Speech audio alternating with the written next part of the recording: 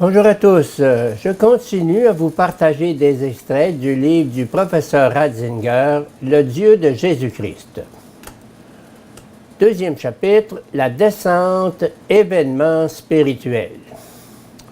Au chapitre 10 de l'Épître aux Hébreux, on trouve l'une des interprétations les plus profondes de la descente du Fils, interprétation d'où a disparu toute représentation de nature spatiale.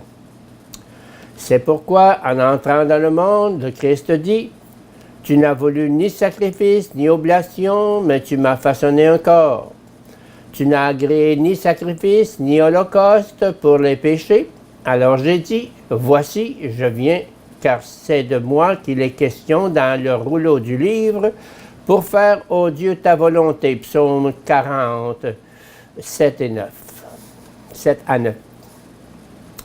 En reprenant un psaume, l'entrée du Christ dans le cosmos est donc interprétée ici comme un événement volontaire conforme à la parole.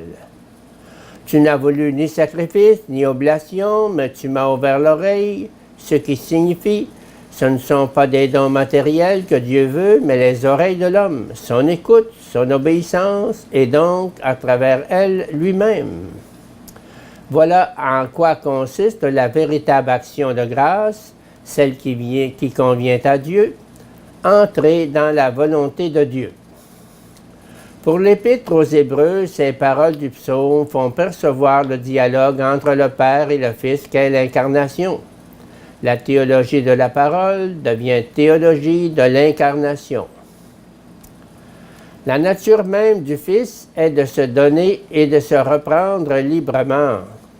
Fils, traduit en termes de créature, signifie « devenu obéissant jusqu'à la mort de la croix ». Philippiens 2:8.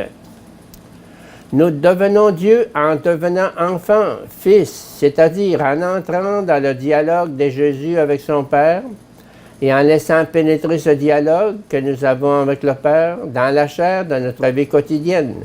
Tu m'as façonné un corps. Notre salut, c'est de devenir corps du Christ, comme le Christ lui-même. Nous devenons Dieu en marchant à sa suite.